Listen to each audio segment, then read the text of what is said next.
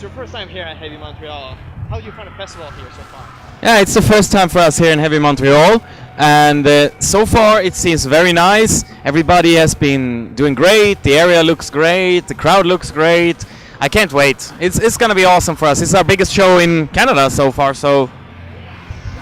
And you have a new album coming out actually in 2 weeks.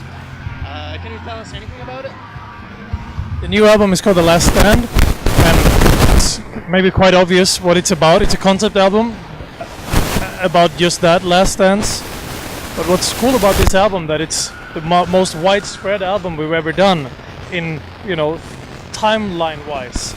So it starts in, 400, 200 years. 2,500 years ago, basically. Yeah. Until 1988, if I'm not mistaken.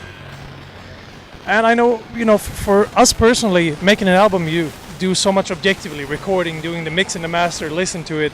So now, a few weeks later, where you have your ears rested, I'm really proud of what we did, and I'm really looking forward so the fans can hear it too, Is there any one song on this record that you're really excited to play for the fans?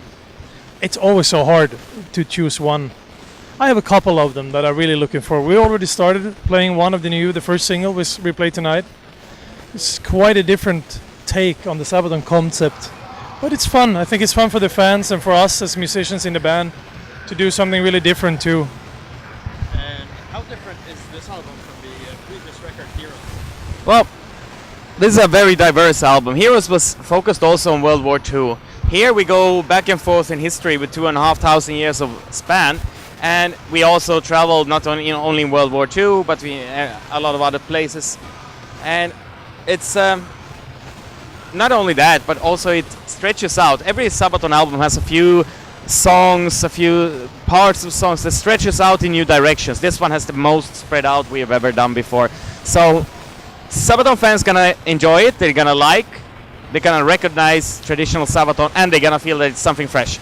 Yeah, you have added over the years quite a few orchestrations in your songs. Is this something that we can find in your record? You will find basically all elements that is traditional Sabaton and a couple of new ones in the new album.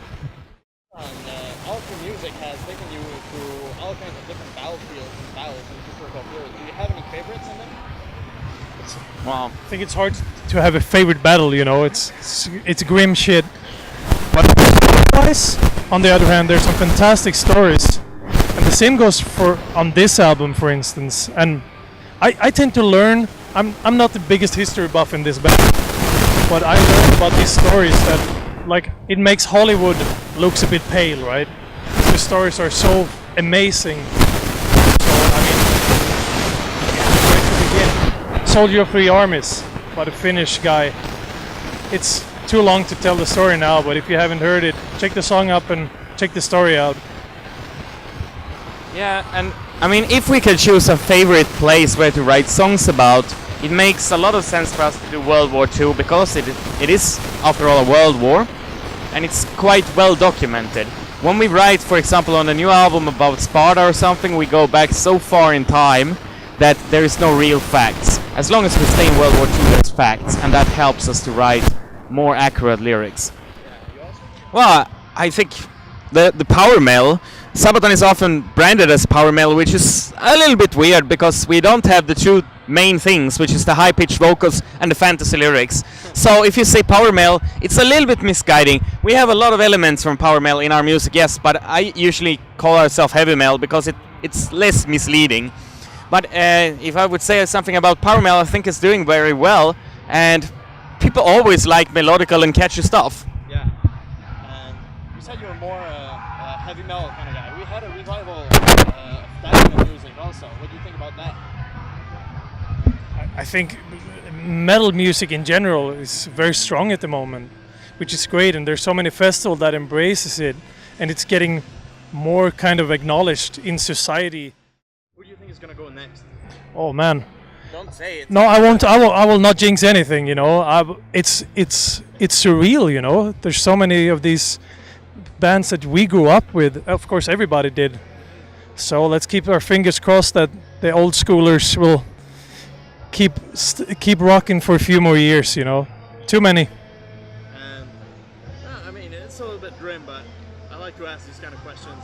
who do you think is going to take their place when they're gone on stages like here at Heavy Montreal? I think Christina Aguilera, and then no, I don't know.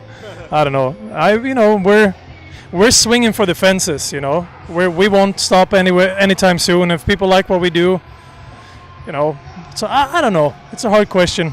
So far it worked out pretty great for you guys, right? I mean, there's always room for improvement, I guess. But Always. Yeah. how do you think your new album will fare? Sorry. How do you think your new album will do on the charts? Well, it's always complicated to predict where an album will go, but we have never really seen bad times. Every time we release a new album, it's going up and up and up. And Sabaton has been a constant for the last 17 years. We have been going upwards. So I don't see a trend change in that. So I think that we are only gonna enjoy good times ahead for Sabaton. And AC/DC, do you like it or hate it? I like Axl Rose in AC/DC.